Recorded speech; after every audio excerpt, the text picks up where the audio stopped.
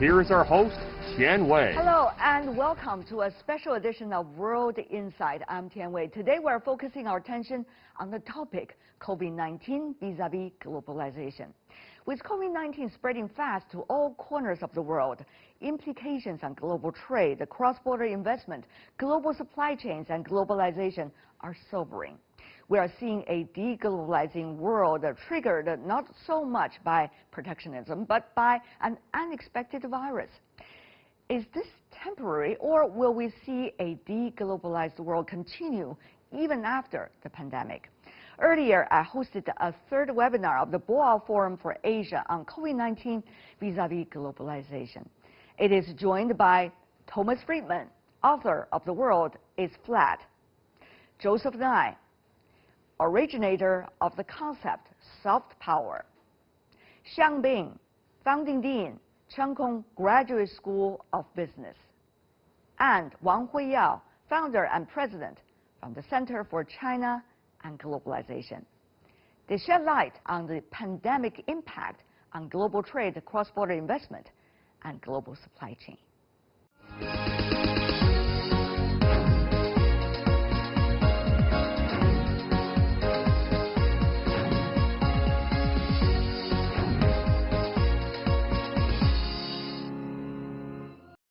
Professor Nye, you've been arguing in the latest article you wrote that we should be skeptical, you said, toward claims that the pandemic changes everything, end of quote. Explain to us, so you don't think the pandemic is going to change much? What about its relationship with globalization? When we think of globalization, we should realize that it's interdependence at intercontinental distances.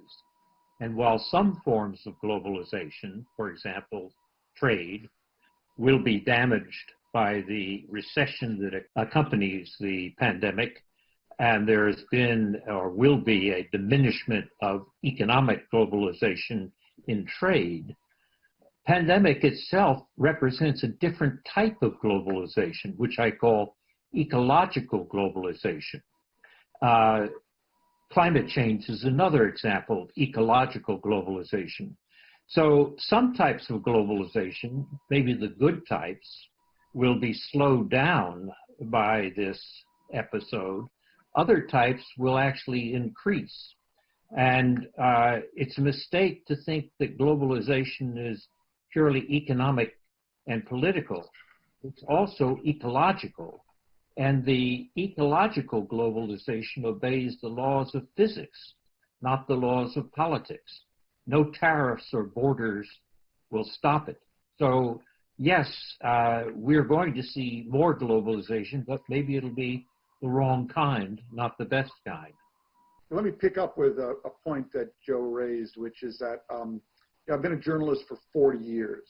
And in those 40 years, the biggest mistakes I've made as a journalist were when I began a column or a news story with this sentence: the world will never be the same again.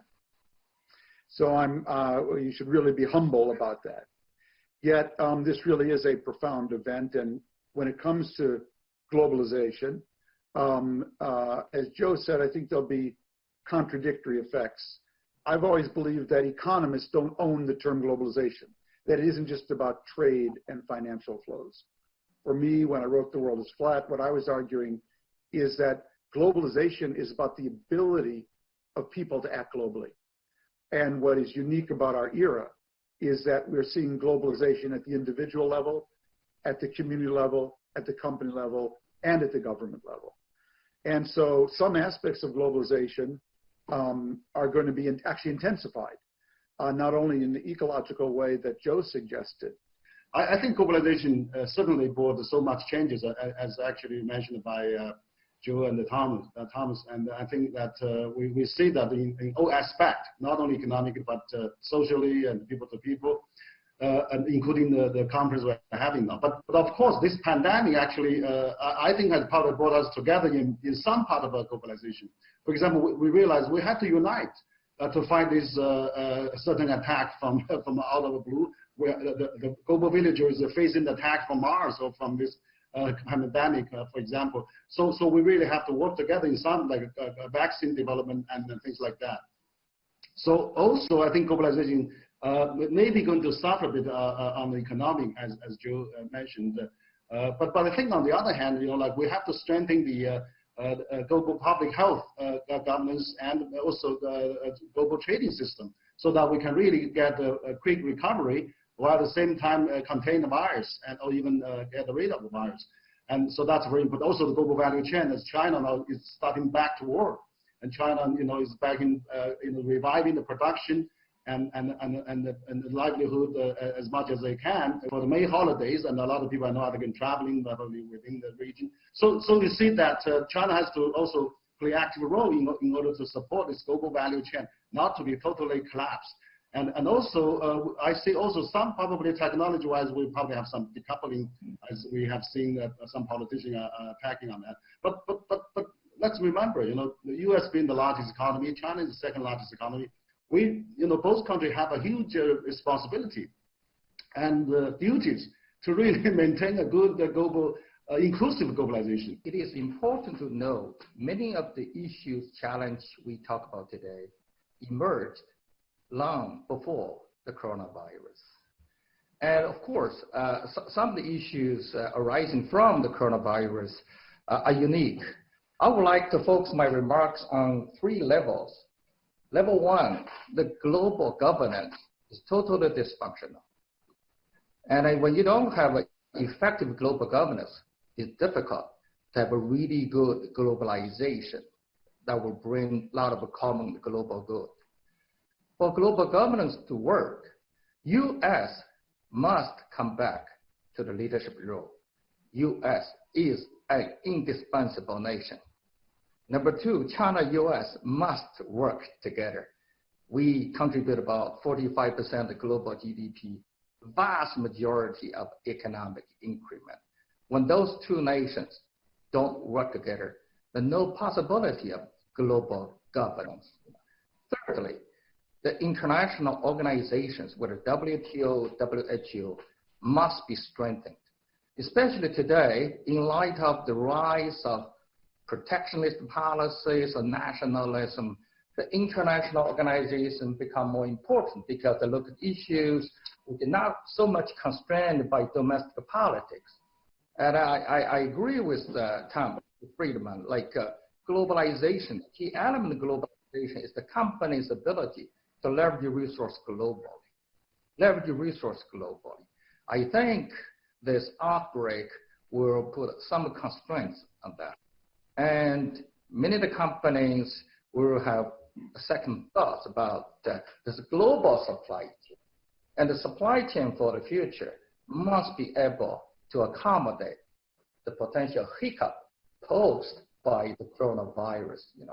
So, collectively, I think, I don't look at this not only as a crisis, but it's also opportunity for us to have a soul-searching reflection. Many of the issues we have had, I think it's important to be in solidarity, to be positive, constructive, and cooperative. And I think we might have a much better world and globalization in the future. That's my 2 cents. Thank you. Those are important tasks. Let me come back to you, Professor Nai.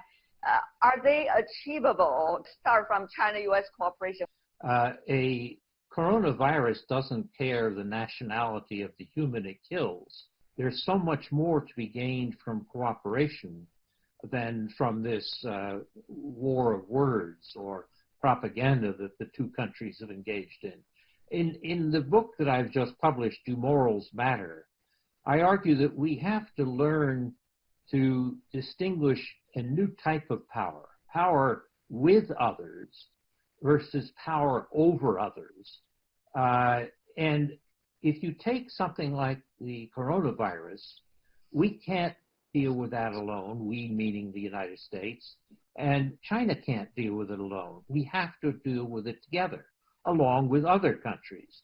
Or to go back to something that Professor Xiang Bing mentioned, the US and China are 45% of GDP. We also, the 2 of us, are 40% of greenhouse gases in terms of climate change. We can't solve that problem of climate change alone. China can't solve it alone. We have to solve it with each other. The great moral question for the future is, can we broaden our horizons to think in terms of power with others? And frankly, I'm a little bit discouraged at what I've seen so far. Just follow up a little bit. I'm sure many that are watching our session today are remembering very well your earlier concept of the soft power. So how does that work with what you have just argued? Soft power is the ability to get others to do what you want through attraction rather than coercion or payment. And when you take a broad definition of your national interest, or when you try to appeal and attract others, you develop soft power. And so in that sense, if we took a broader position than we've been taking, we would both enhance the soft power of our countries. And I don't mean just propaganda. Trouble with propaganda is people don't believe it. So propaganda doesn't really generate soft power. As I sometimes say, the best propaganda is not propaganda. But real cooperation, that makes you attractive, and that develops the country's soft power. And it's not a zero-sum game. You could see an increase in China's soft power and American soft power at the same time. I would like to see this global pandemic will bring more positive elements of humanity and to fix our problem better. I think compassion, empathy, very, very important. If the government keep on fighting, if they cannot settle the problem, it really up to the business sector, the business schools, a Kennedy school like, to civil society, to work together, to introduce the compassion, empathy, and the collaboration and the cooperation, the positive elements of humanity together. You know, I'm a big believer this really has to start at the top. And that, to go back to Joe's earlier point of we're facing a global ecological threat. The number one challenge for the global community is resilience. Resilience first in the face of this pandemic, but later in the face of climate change. Absolutely. I think that Tom is right. I mean, we have to really work together on this pandemic issue. And globalization for the last 75 years, we've been avoiding the Third World War precisely because we have a Bretton Woods system in place that we actually survived the last 75 years. But now we are facing the most imminent danger that were never faced by the human beings, humankind. And probably pandemic will serve as a leverage for really people to work together to say, we have to work together in order to survive this crisis. The people who win are not the strongest. The people who win are not the smartest. As Darwin taught us, the people who win are the most adaptive. So we face this incredible global challenge of adaptation. Now, the only way to successfully do that is you have to bring three, I think, states of mind to that challenge. First of all, you have to be incredibly humble. If you do not respect this virus, it will kill you or someone you love. Number one, you got to be humble. Number two, you have to be incredibly coordinated. It's been our great failures in America. We have 50 different states going 50 different directions. You have to be incredibly coordinated because this virus will find any crack in your armor or in your body.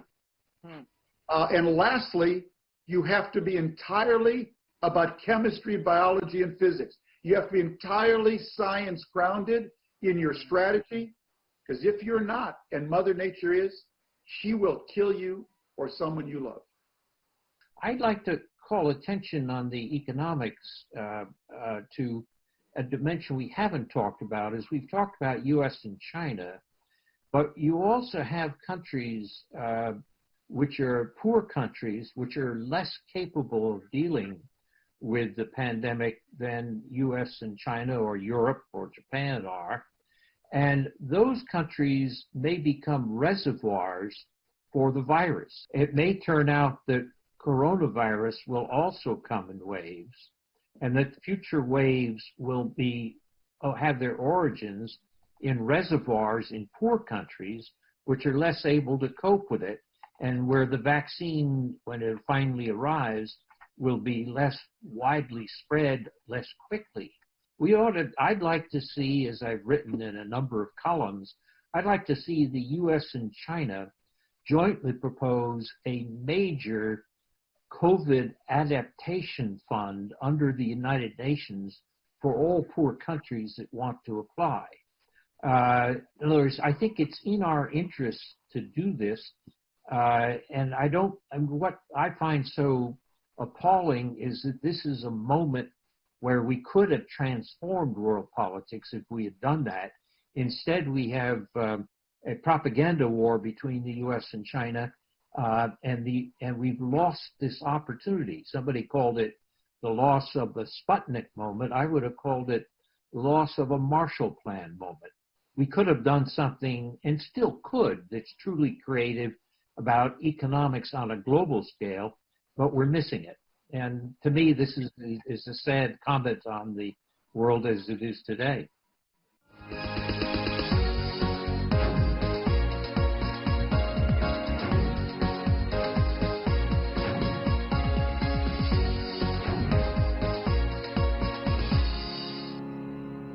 I want to throw you a number. Earlier, I talked to the chairman of the AmCham in China. They've been doing surveys one after another every 2 weeks, asking their members whether they want to remove the early global supply chain, they want to relocate. Interestingly, very different from the rhetoric we have seen in some of the media coverage. Most of them, only very slight 1 or 2% suggesting, well, they are trying to do it. 70% of those being surveyed are suggesting they want to take a look at the realities and the real numbers and the real data. They are not deciding.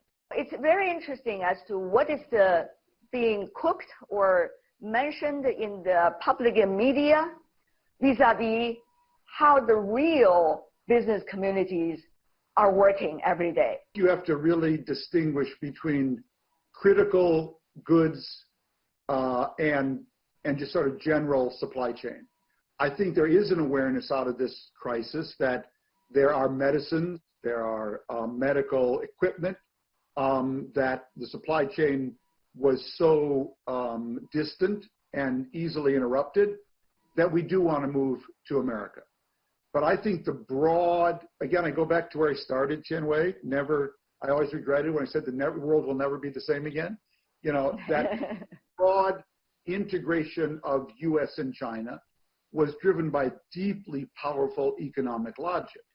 And whether it's for auto parts or washing machines or golf balls, you know, business will seek out ultimately the low-cost, high-quality producer wherever it is.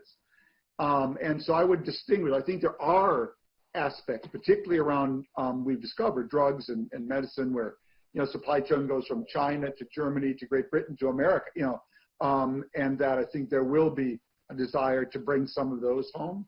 But I'd be very, very careful about saying this is the end of US-China supply chains. That said, again, what the coronavirus does is that it accelerates so many previous trends. So before this, of course, there was a previous trend of delinking going on between the US and China. But it was really a product of a very different phenomena. It was a product of actually China's economic development and technological development in this sense. For 40 years, we bought from China what I call shallow goods. Shoes we wore on our feet, socks we wore on our ankles, pants we wore on our legs, jackets we wore on our shoulders, solar panels we put on our roofs, okay? And we sold China deep goods. We sold you computers, software, telecommunications, and microchips, things that went deep into your economy. Now, as a result of China's own technological development, it is now in a position to sell us deep goods And that's what the whole Huawei story was a proxy for, because there wasn't a trust framework between the two countries that when it comes to whether I want Huawei embedded in my wall, in my bedroom, on my phone, inside my computer, there was already resistance building up to that. It was becoming an issue because of the changing character of our trade, that we are both now in the deep business. And so that was going on before this. And I feel this crisis will exacerbate that. And that's not a good thing. Professor Xiang, will that, though, a challenge, but at the same time, an opportunity? I agree with Mr. Friedman. You know, what I call non-mainstream sectors dominated by Chinese companies: shoes, ties, socks, lighters, sewing machines, labor-intensive, heavily polluting. To a large extent, the Chinese companies have been more like a domestic helper for the U.S. companies. We only got one company that really can compete in mainstream market, is Huawei. We don't have many of those, okay? But Huawei is now a national security ground. But you have many dominant American companies operating in China, you know. So this issue, you know, there's a fairness issue from U.S. perspective. There's also fairness issue from Chinese perspective. You know, we only got one. We only got one company. You know, so I think you look at value distribution. You know, for Barbie doll, retail price $10 US. Chinese company got 35 cents. Labor intensive, heavily polluting. We're shifting some of that to ASEAN countries now. So the complementarity of the two economies are there. Yes, with coronavirus, more and more sectors will be classified as strategic, national security. But there's going to be so many sectors that really need this globalness. So globalization will be there. Now, China and the U.S. trade, global supply chain relations to that is enormous. However, when it comes to globalization, Professor Nai also earlier pointed out, so is Professor Xiang, there are 60% of the global GDP that are coming from somebody else. I mean, that are coming from, besides China and the global population and also global influence coming from other parts of the world. So when we think about the issue of globalization, global supply chain, cross-border investment, China, U.S. are important components. But what about the overall picture? Not to mention, also all of you mentioned, the international institutions, for example, the United Nations and various organizations related to it. How is that likely to function? So this seems like a very comprehensive picture we need to take a look at. Mr. Wang. I think it's utterly most important to maintain the global value chain. And China and the US are the two pivotal partners, including EU and Japan. For example, you know, since China opened up in the last 4 years, there's 70,000 US company has operation in China, as you said, checked with the MCHAN chair as well. And then, you know, they generated 700 to 900 billion US dollar revenues. So no companies really like to move out of China because they're so vitally connected.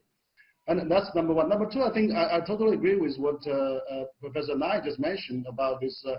Can US and China build up a Corona Fund to have a new plan? You know, maybe this can be, you know, work together with Belt and Road, or maybe with some kind of a UN-led plan that we can really stimulate the world economy growth. And that's absolutely important. And also, I agree with Professor Xiang as well, the WTO we should be strengthening as well. I had, CCG has conducted the online webinar also. We had Pascal Kanabi, Wendy Carter, and Alan Wolf, and also the former Chief Justice of WTO. Because we all said, you know, now we should not let the secretary, you know, making initiative. The member countries should really work together. For example, we have, can we, you know, reduce the tariff for the medical, you know, supply mask and the ventilator and all those things? Can we really get the agriculture products? You know, now we are having an agriculture prices are coming as well. And also the e-commerce. Can we really stimulate the e-commerce? Because one of the experience China has this time is the online community, online e-commerce, you know, goods delivery is an important tool to fighting coronavirus. And shall we really, you know, stimulate that? And also the new infrastructure the 5G, the telecom is online. So that kind of structure, maybe with the new plan to stimulate economy, and I think the WHO and any UN system can really help on that. Professor Nai, you mentioned about global institutions earlier in your proposal. So can they be up and running, even though we seem to have one of the most important global economies not necessarily being proactive, so I use this adjective, at least in supporting them, such as WHO temporarily. Professor Nai. Well, I think President Trump made a serious mistake in withdrawing American funding from WHO. I can't think of a more foolish action at this time in the crisis. It doesn't mean that WHO is flawless. It has many problems. The problems, though, arise from the member states, which have been unwilling to give it enough resources or enough authority to do what it needs to do. On the other hand, let's look back historically. We were able, under the WHO as a world, to eradicate smallpox. The WHO did help to stimulate cooperation between US and China in the aftermath of SARS. We had state-to-state cooperation, but we also had WHO units. We should be thinking about a way to reform and strengthen WHO. The right way to do this is not to destroy the institutions, it's to think about strengthening them. So I think we're going to need these institutions more than ever. And alas, I'm afraid the directions that the US government has taken under the Trump administration have been in the wrong direction. Another example of this is withdrawing from the Paris Climate Accord, another very foolish action. So we have to strengthen these institutions.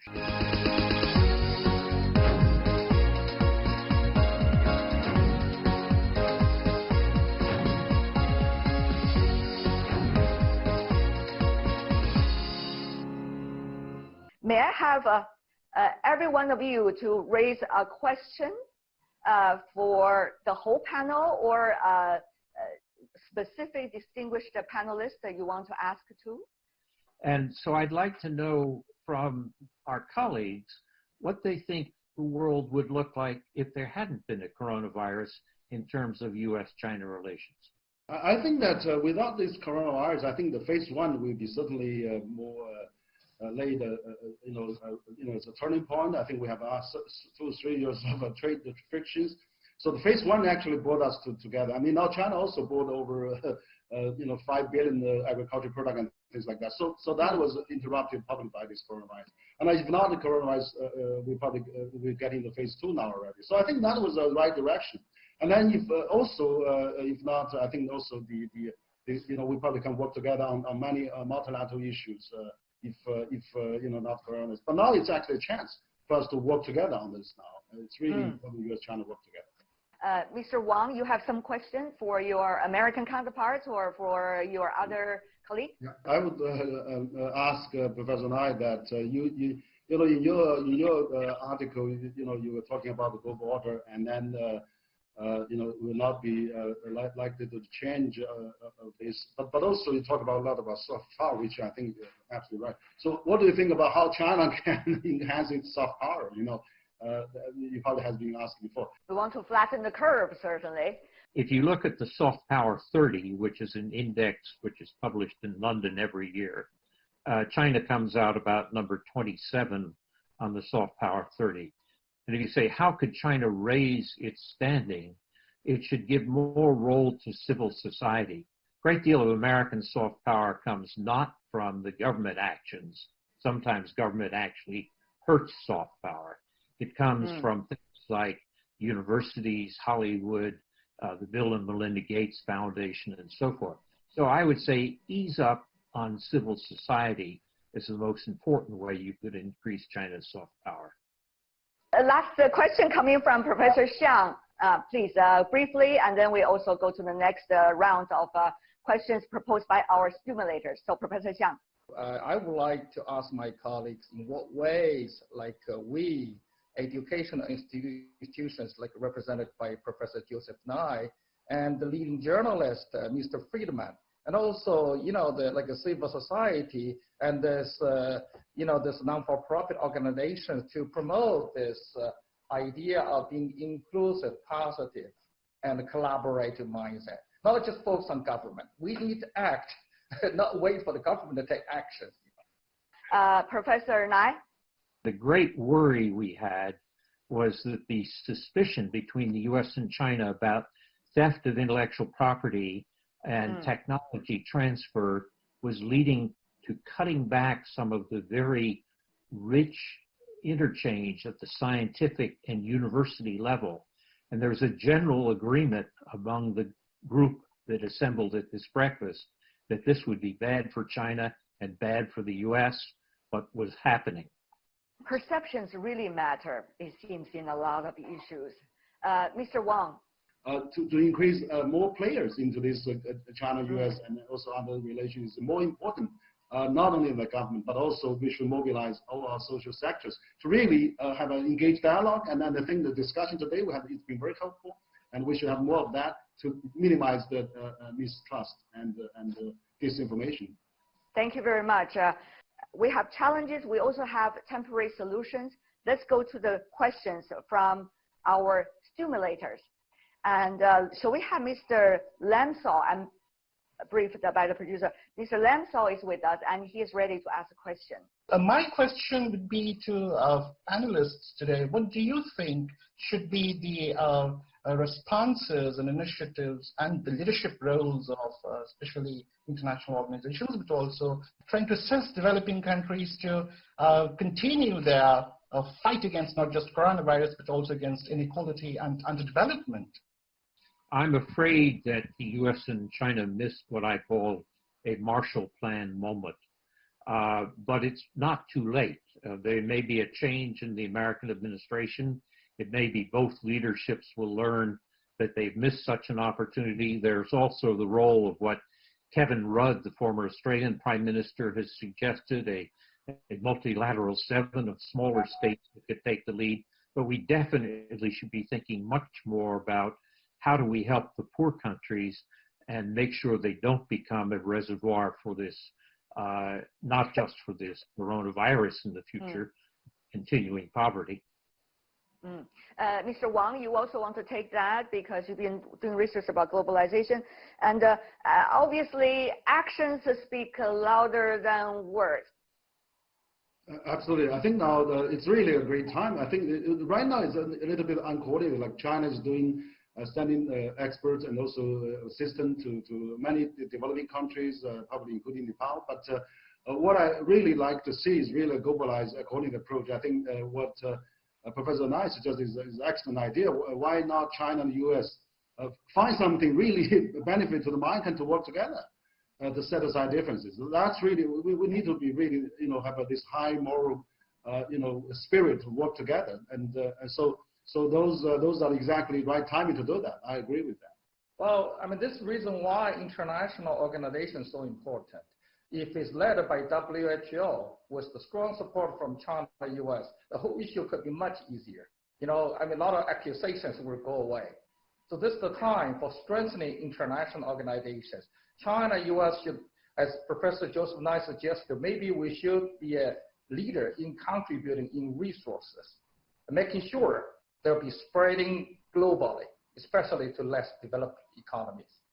And we have another stimulator who is going to ask the question, Mr. Yoganathan. My question for of you or one of you can answer. How do you see the global leadership for the COVID-19? If we could see the global leadership response for the health impact, we could see the WHO leading. Or if you see the global economic impact response, so IMF or World Bank, or collectively, who will lead it? UN or some countries, or all the countries come together and plan something to mitigate the global impact of COVID-19. Thank you. Mr. Friedman, you want to take first? Look, historically, the United States played three roles in the face of global crises, whether they were ecological or financial or military. One is we were the coordinator. We were the people who galvanized the coalition. Number two, we were a source of aid and comfort to people who needed it. And number three, we were a source of facts, of science, of good ideas. And I would simply say this administration is either unable, unwilling, incapable of playing that role. And that's why we're not leading. That was how we led, as coordinator, as a source of aid and comfort, and as a source of science, facts, and authority. And this administration we have is unable or incapable of playing that role, or unwilling. Mr. Wang, we've seen interactions among the countries as a result of the public health hazard COVID-19. Meanwhile, China has been playing its role. So maybe it's also a good time for us to for you to help us to understand what exactly has been done. And not just by China alone, but also from China's perspective, together with the others. Is there some lights at the end of the tunnel now we can see for globalization, for real specific plans? What I think is that for this coronavirus, I mean, the G20, we only had one meeting. I'm very pleased at that time that President Xi and President Trump had a telephone call the next day. That's really a great moment, probably just very temporarily. But we hope that dialogue continues. You know, and President Xi is calling a number of countries. I think President Xi and probably President Trump should have more frequent calls to work together. And also, we would like to see the UN act together. I mean, UN Security Council haven't conducted one meeting yet. But we see G7 has had a monthly virtual meeting, not G20, whereas Joseph said, you know, the G20 is the key part.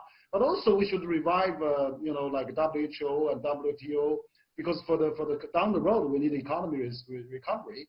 We need a global governance of health system enhancement. So it's important that we should have heads of state, diplomacy, you know, play a role again, and particularly President Trump and President Xi should talk more. But also, we are not having, you know, Biden is you know, in the election now, and he's trying to revive the U.S. leadership in the global system. I think, you know, we could find many things to work together with China, and so hopefully we either President Trump or President candidate Biden, that we should really find a way to work together, and this is the golden opportunity to work together and to, you know, lead the world out of this crisis. And also we should work with EU and Japan and then ASEAN, yes, you know, Russia and all the countries then together, and that's also very, very important. I'm so glad that in this conversation we're having today, we're having some real thinkers and also doers at the same time on this topic. So Professor Xiang, I want to go to you about that. After all of these beautiful words, I'm sure you have some specific plan already. You know, I list out the three things I believe is so essential for this effecting of the system we have. Number one, U.S. must resume its leadership role, indispensable nation. Number two, China, U.S. must work together. And number three, this international organization must be strengthened. Three things. The first two are preconditions. If you don't have the first two, it's difficult to talk about effective international organization. We have so many global issues to worry about. This is the plan A, no plan B. It's my view. Okay. Your ideas are very targeted, obviously. And Professor Nai, I want you to comment on, if possible, Professor Xiang's words, no plan B. Well, I agree 100% with what Professor Xiang said. We have to develop institutions, but institutions depend upon the largest countries working to give them strength, and that requires them to cooperate. So I think he's correct. If there's a plan, and a plan of actions that you can propose, what would that be in terms of our topic, COVID-19 vis-a-vis globalization? Tom? We need to do big, hard things today. And big, hard things can only be done together. And big, hard things can only be done if the two biggest, toughest, wealthiest, and most powerful players work together. We did it in the movie The Martian. We need to do it now, not in Hollywood, but in real life. Big, hard things let the two big powers, China and the United States, work together for real. And Mr. Wang? We should strengthen the multilateral dialogue and find a plan to work on that, have a guideline for developing countries to act on that. Right. And also we should eliminate all the tariff on the medical aid and on medical suppliers and fighting the coronavirus. And in the end, we should really have a more, just like World I or World II, the trade to stimulate the recovery, and the same for the 208. We should really keep the free trade and the liberalization of free trade. Professor Xiang, you want to repeat the same plan, or you have other words? I think it's important to have the talents in place, not only the plan. You need more young talents. They're truly globally minded, show their global responsibility. They really can compete and collaborate with compassion and empathy. That's the key. We need more of those people, whether political leaders, leaders for civil society, or business leaders. Professor Nai, final words from you. Real plan, actionable plan, please. The Americans should elect a new president. That new president should call Xi Jinping and the European leaders and the Japanese leader, and should arrange for an emergency meeting of the G20, as well as an emergency meeting of the Security Council, and focus it on strengthening the WHO and on developing a major fund to help poor countries. We hope all parts will be making their efforts to make real things, the big hearted things, happen.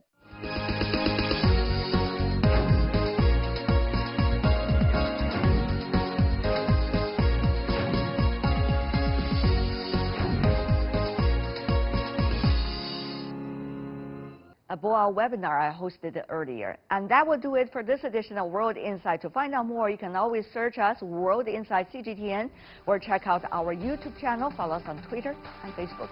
From me, Tianwei, and everyone on the team, thanks for watching. Bye for now.